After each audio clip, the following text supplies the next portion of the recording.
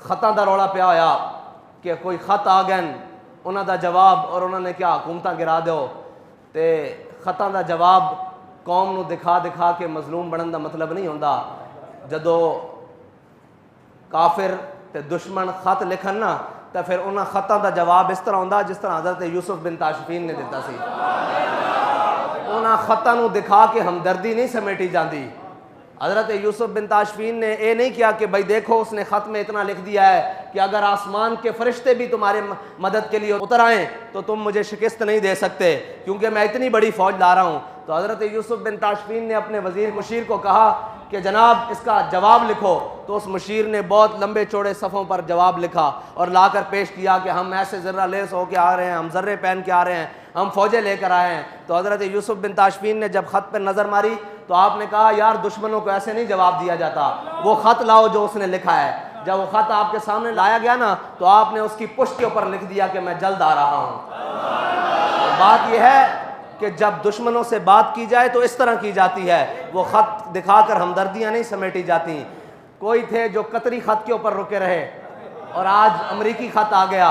लेकिन एक बड़े अफसोस की बात है, कौम अगर ध्यान करे कि वज़ीर आज़म एक बड़ा कलीदी ओहदा है किसी भी मुल्क का, सदर एक बड़ा कलीदी ओहदा है किसी भी मुल्क का, एक वज़ीर आज़म अपनी कौम से खिताब कर रहा हो और वो नारे लगाता हो कि मैं बड़ा हुर्रियत पसंद हूँ, मैं एब्सोल्युटली नो कहने वाला हूँ, लेकिन जब अमेरिका का नाम आए तो वो कहे कोई मुल्क कोई बात। मैंने कहा मुल्क के अंदर कलीदी ओहदे रखने वाले अपने दुश्मन का नाम लेते हुए लरसते हैं।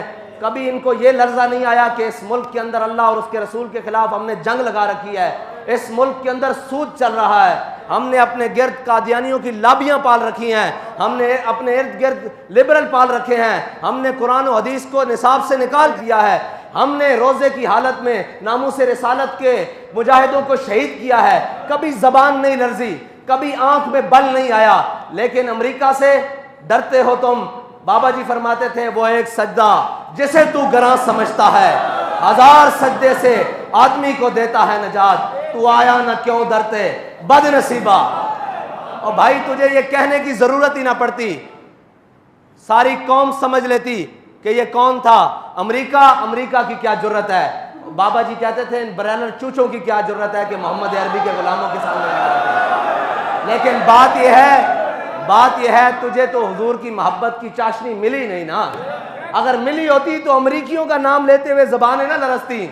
मैं ये सोच रहा हूं कि नाम लेते हुए ज़बानें लरज रही हैं, तो अगर कहीं मैदान लग रहा तो इनकी तो टांगें कांपेगी। अगर उनको कोई बात कर सकता है तो वो कोई मौला कायनात का गुलाम कर सकता है। तो जब दुश्मन आए ऐसे चौड़ा होकर, तो आपने फरमाया अनल्लज़ी सम्मतनी उम्मी हैदरा, फरमाया मेरी माँ ने भी मेरा नाम हैदर रखा, झाड़ियां दा शेर।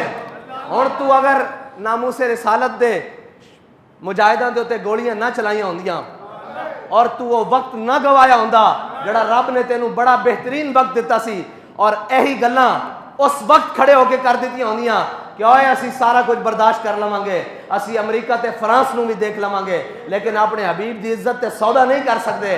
ते अज ये लंबियां तकरीरां ते रो के दिखाण दी कौम नू जरूरत ना पैंदी। कौम तेरे पीछे, लोग कहते हैं जी आप इसके साथ चलें। मैंने कहा साथ चलना पीछे की बात है, अगर ये नामूस रिसालत के ऊपर खड़ा हो जाता हम इसकी जूतियां अपनी पगड़ी में बांधने के लिए तैयार थे। लेकिन अगर कोई हमें कहे कि इक़्तिदार की खातिर इसको साथ रखो तो मर ही जाऊं जो इस दर से जाऊं 2 कदम, क्या बचे बीमार गम कुर्बे मसीहा छोड़कर। ऐसा एक इक़्तिदार नहीं, सारी दुनिया का इक़्तिदार भी हो, हम अपने पांव की ठोकर पे भी नहीं रखते।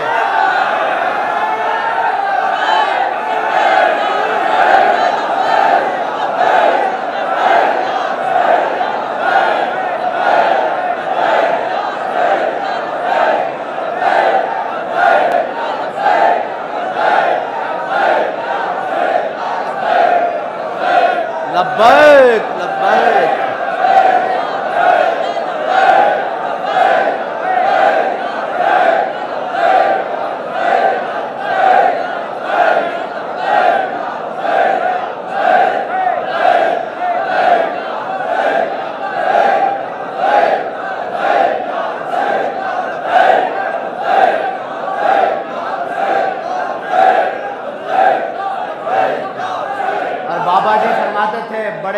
नसीब जो करार तक न पहुंचे।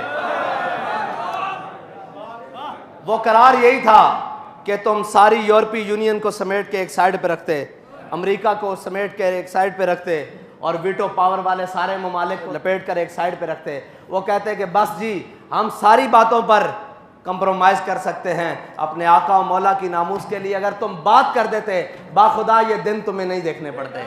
लेकिन अभी तुमने देखने हैं, अभी तो दुनिया में देखे हैं, अभी तो आगाज़ है, अभी तो अंजाम उस हशर के दिन तक बाकी है जब हुजूर के सामने पेश होना है और उस किसी नुक्कर में अमीरुल मुजाहिदीन भी खड़े होंगे और वो ये नहीं तुम कह सकोगे कि हमें बताया किसी ने नहीं।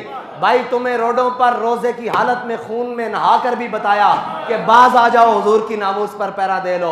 तुम्हें हथकड़ियां पहन कर भी बताया, तुम्हें तख्तादार वाली कोठरियों में जाकर भी बताया क्यों आ जाओ वापस, हमारा तुमसे कोई जाती झगड़ा था, हमने तुमसे कोई चीज़ मांग ली थी, तुम तो बैग और गाड़ियां भर कर लाए थे, हमने सारी लुटा दी थी कि भाई हमारा सौदा बाजार मुस्तफ़ा में हो चुका है। ये हमने तारीख जो है ना ये सौदागरों के लिए नहीं बनाई, ना बाबा जी ने इसके अंदर मेहनतें सौदागरों के लिए की हैं। ये तारीख का मकसद सिर्फ एक था कि वरफ़ाना लका ज़िक्र का चर्चा होता रहे।